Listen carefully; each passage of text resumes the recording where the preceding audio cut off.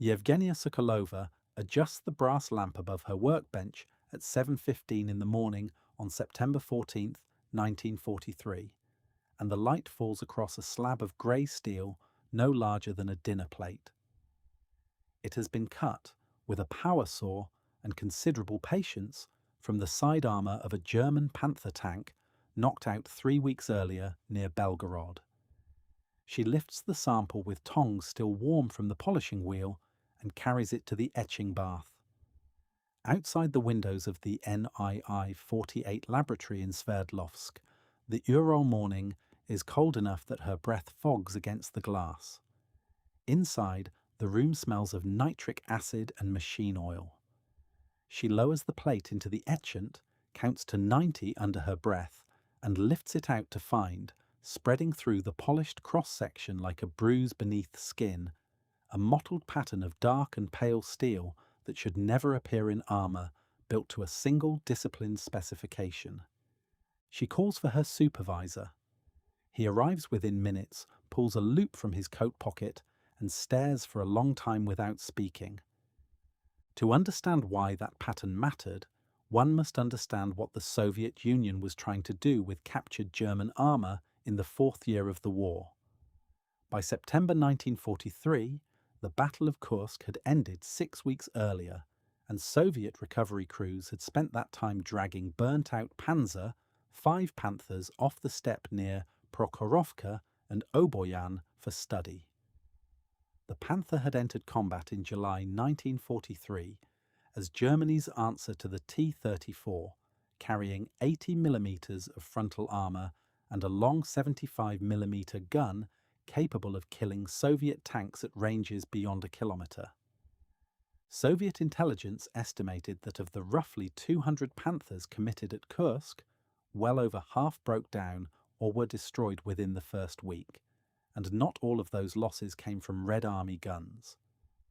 The institute tasked with explaining this, NN I-48, had been evacuated from Leningrad to Sverdlovsk in 1941 and rebuilt around a core of metallurgists who had spent the 1930s studying manganese molybdenum steels for Soviet tank production.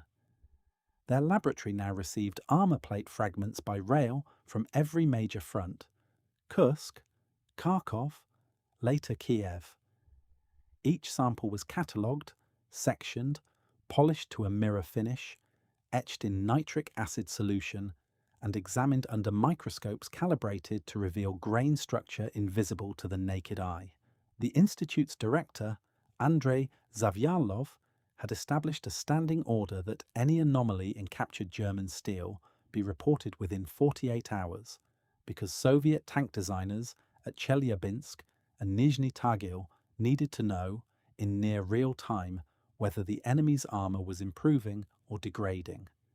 What Sokolova found on September 14th was not improvement. Running through the plate's cross-section were bands of high-carbon steel alternating with bands of comparatively soft, low-carbon steel, a segregation pattern metallurgists call banding, caused when molten steel cools unevenly during casting and rolling. In well-made armour plate, alloying elements such as molybdenum promote a fine, even grain structure that resists this segregation. What the laboratory was now seeing, plate after plate, was carbon distributed in streaks rather than dispersed evenly through the matrix, producing zones of brittleness running parallel to the plate's rolled surface. Over the following 6 weeks, technicians at NII-48 sectioned 11 more Panther side and glacis plates recovered from Kursk and the subsequent fighting around Kharkov. 9 of the 11 showed the same segregated carbon banding. Hardness testing, performed with a Rockwell tester, requisitioned from a pre-war Soviet toolworks, produced readings that varied by as much as 15 points across a single 15-centimetre plate, a spread that would have been considered a manufacturing failure in Soviet steel mills at Magnitogorsk. In 3 samples, technicians found visible microcracks running from the plate's inner face outward, cracks that had formed not from combat impact but during the quenching process itself, when the steel was cooled too rapidly for its altered chemical composition. The laboratory's chemists went further, dissolving small shavings of each sample in acid and running spectrographic analysis to determine exact alloy content. The results, tabulated by hand in a ledger that survives today in Russian archives, showed molybdenum content dropping from around 1.2% in armour plate, captured earlier in 1943, to below 0.5%, in some samples below 0.2% by late summer. In its place, German metallurgists had substituted vanadium and increased manganese content, cheaper alternatives that Soviet engineers recognized immediately from their own pre-war research as poor substitutes for producing the fine, tough grain structure that molybdenum alone reliably delivered. If this deep dive into wartime metallurgy is holding your attention, a quick subscribe helps more than you might think. The reason for the shortage sat 200 kilometers from the front line that had produced these very samples. The Nikopol manganese basin in southern Ukraine, and more critically, the molybdenum deposits at Tyrniaus in the Caucasus, had both passed briefly under German control earlier in the war, before Soviet forces retook or threatened them by late 1943. Germany's own molybdenum supply had always been thin, dependent on imports through neutral countries and captured stockpiles, and by 1943 the Wehrmacht's armaments ministry under Albert Speer was rationing the metal across competing priorities: U-boat hulls, aircraft engine components, and tank armour, all drawing from the same shrinking pool. Krupp's steelworks at Essen and the Maschinenfabrik Niedersachsen plant at Hannover-Badenstedt, both contracted to produce Panther hull plate, received revised alloy specifications through 1943 that quietly reduced molybdenum allowances by more than half. Soviet engineers at Nizhny Tagil, where the T-34 rolled off the line at a rate exceeding 25 tanks a day by mid-1943, drew a direct contrast in their internal reports. Soviet armour plate for the T-34, using molybdenum sourced domestically and later supplemented through Lend-Lease shipments of ferromolybdenum from the United States and Canada, maintained hardness variation within roughly 5 points across a comparable sample, a third of what NII 48 was now recording in German plate.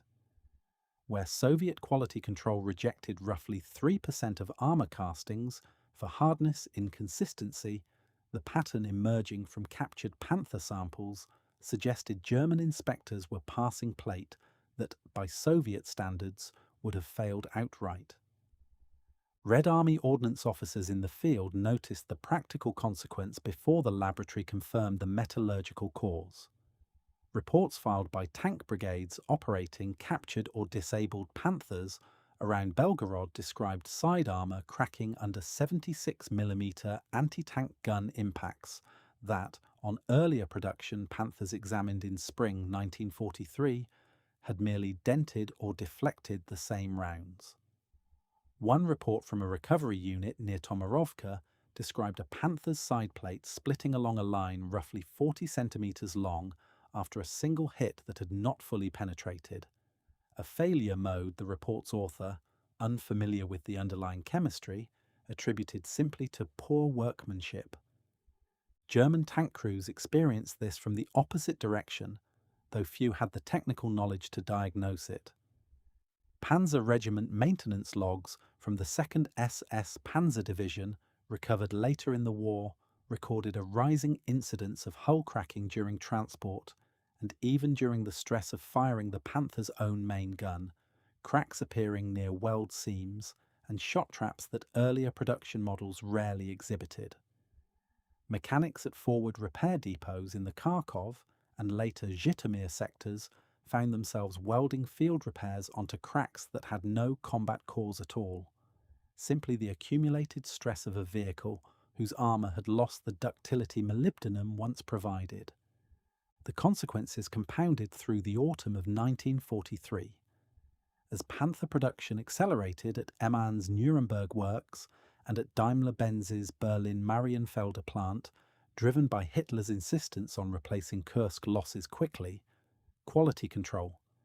Inspectors faced pressure to pass plate faster, with less time for the metallurgical testing that might have caught banding before it reached the battlefield. Archival production figures show Panther output rising from roughly 120 units in July 1943 to over 250 by December, even as the underlying steel quality, by the Soviet laboratory's own measurements, continued to decline. Sverdlovsk Institute calculated, in a report submitted to the Soviet Tank Design Bureau in November 1943, that the effective protection value of late 1943 Panther side armour against Soviet 76mm guns had fallen by an estimated 15 to 20% compared with plate captured in July, not because the armour was thinner, but because it was more brittle. The turning point for Soviet understanding came not from a single dramatic discovery, but from Zavyalov's ordering, in October 1943, a systematic comparison between plates of known production date, cross-referenced against factory markings stamped into the steel itself, a practice German manufacturers had not abandoned even as their material quality slipped. By plotting molybdenum content against these date stamps, NIII, 48 technicians produced a graph showing an almost linear decline through 1943, a document that let Soviet intelligence estimate with reasonable confidence roughly how depleted German alloy stocks had become at any given month. This was not guesswork based on prisoner interrogation or captured documents. It was a direct chemical reading of German industrial capacity, written into the steel itself. Soviet tank designers acted on the finding within weeks.